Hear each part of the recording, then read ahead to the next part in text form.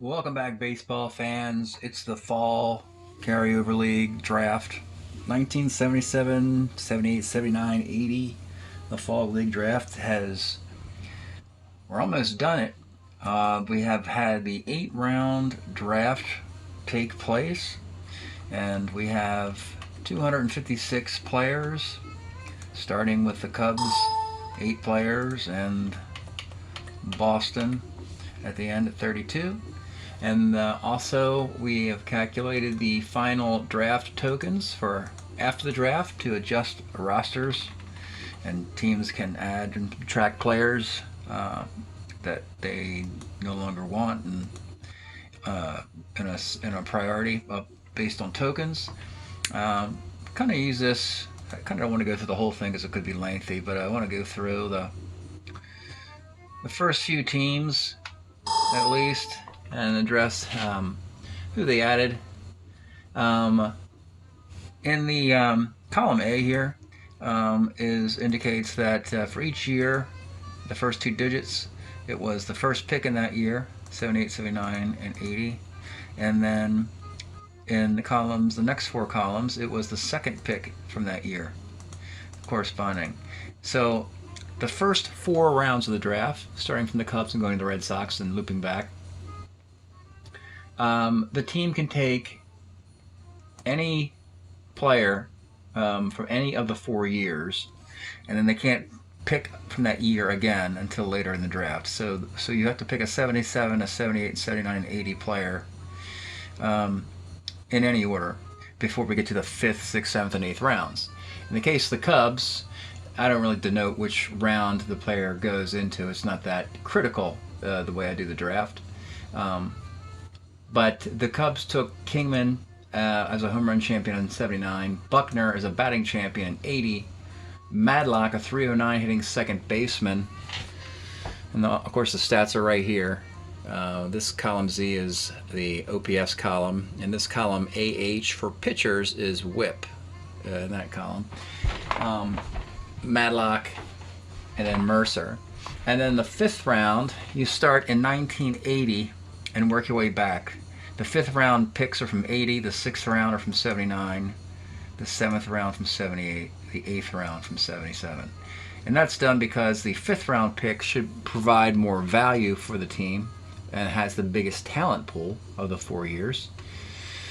And they had some interesting pieces. To the top 4 guys, they added 1980 Jose Cardenal, who hit 340 against left-handed pitching.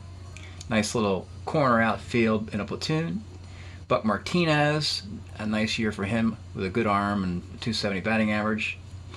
In the 7th round, they struggled because they had to find a third baseman to fill out the roster, and the well had run dry at that point.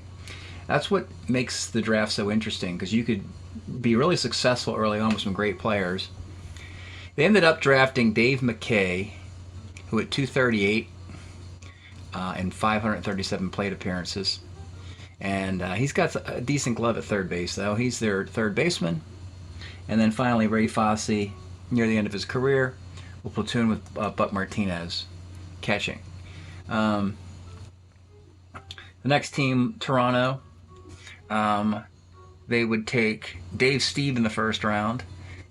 They added a really nice 79 Otto Velez card who actually played for the Blue Jays with a 925 OPS right there. And then they kept Doyle Alexander and Marty Patton. And then in the 5th round, this is the other option a team can do. The Blue Jays improved one of their current players on the roster, Jerry Garvin. His 77 card was replaced with his 1980 card because the 80 card, he turned out to be a very good setup guy in the bullpen and lowered his ERA by a run and a half. So that improvement helps the Blue Jays, but of course it'll leave them 1 roster spot short, and I'll show you that shortly.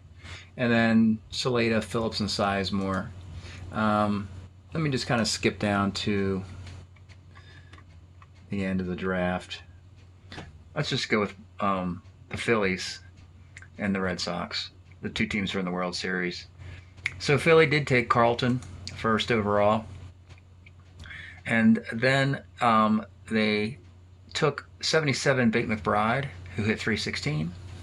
Then they took Gary Maddox.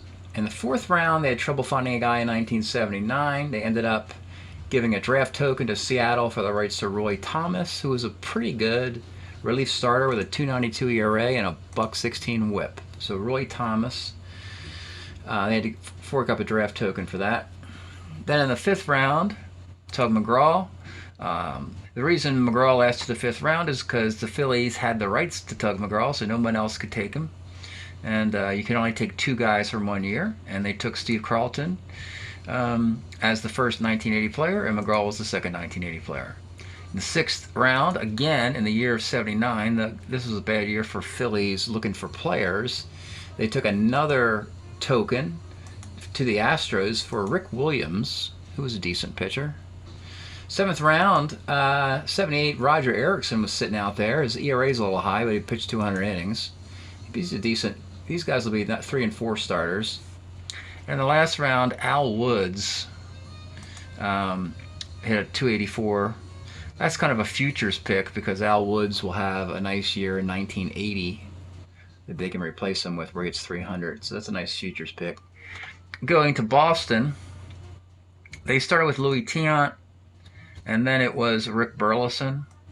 And then in 1980, Larry Bradford was available. He was actually played for the Atlanta Braves that year, but in the 1980 draft, the Red Sox ended up drafting Bradford. And when I say the Red Sox drafted him in 1980, meaning that in just the 1980 cards only, an individual league draft of 32 teams, redistributing the talent to the expansion teams, Boston ended up with Larry Bradford. So they took him there, and then they took Steve Ranko with the 4th pick. Stan Bonson, who they had the rights to.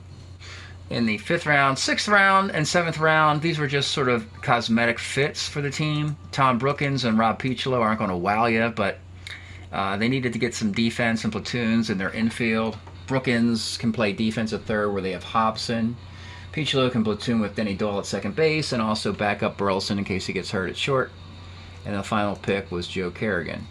Now going back to the tokens, the list of tokens after all these trades during the draft, the cumulative sum, every team has 5 tokens for a grand total of 160, and all the teams still have 160 tokens.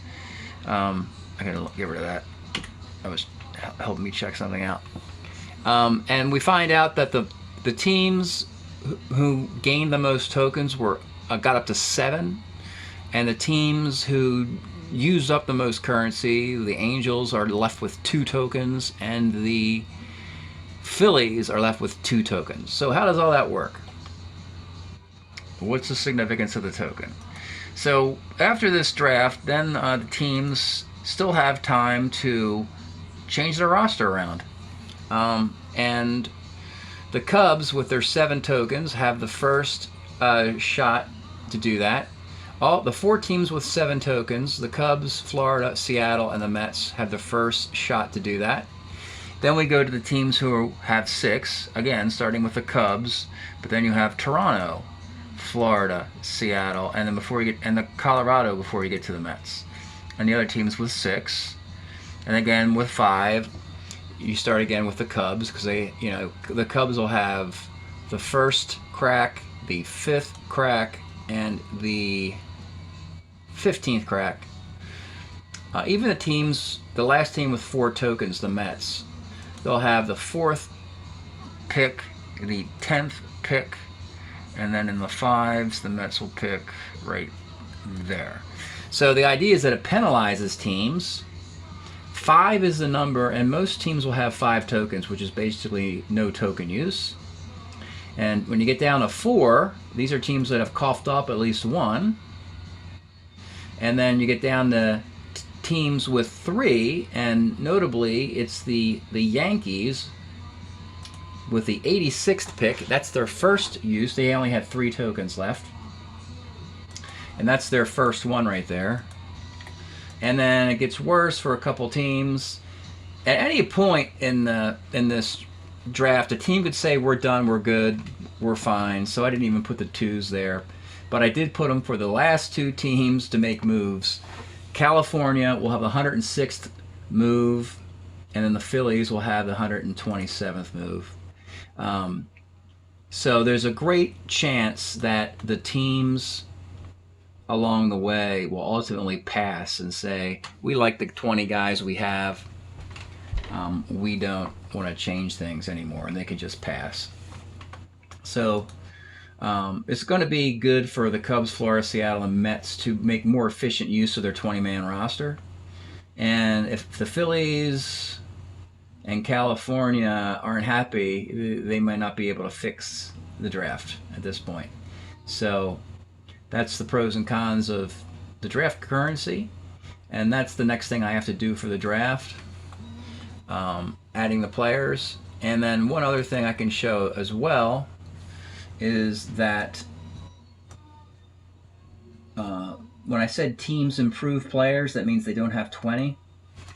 So at the conclusion of this draft, there should be 640 players.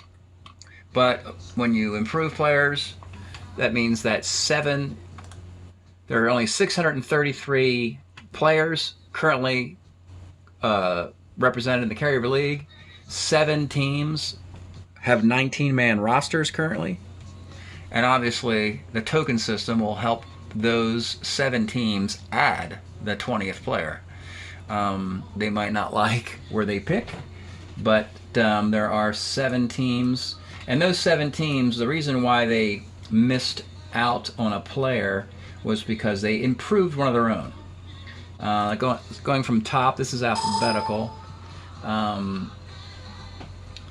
Looking for the teams who added a guy. Andre Dawson, his 77 card was replaced with his 80 card. So the Expos have 19 players looking for a 20th. We have 6 more instances of this. And let's see here. Alan Trammell, his rookie card was replaced with his 1980 card, because his 1980 card, he hits 300, is a 1 at short. So the Tigers have 19 players, looking for player number 20 in the token round. And there should be Dave Rader. This is a guy I talked about in the addendum. The roster sheet you get with a 1980 card set, it says don't use Dave Radar a lot because his stats are inflated. And he does hit 328 that year, and Houston bumped up to that card. So it's going to cost them, they have 19-man roster, so they're going to have some scrub be their 20th player, but that's all right. It's worth it to get Rader, in their opinion. Let's see.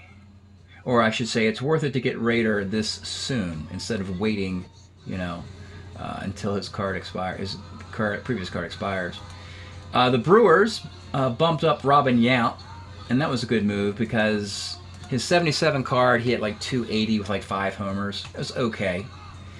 I think he was a 2E38 at short. But his 1980 year was the first year of the power and everything. He had 49 doubles, 10 triples, 23 homers, 840 OPS. So they bumped it up to get the Hall of Fame era Robin Yount situation started. Minnesota improved John Henry Johnson, who in 1980 had a 233 ERA.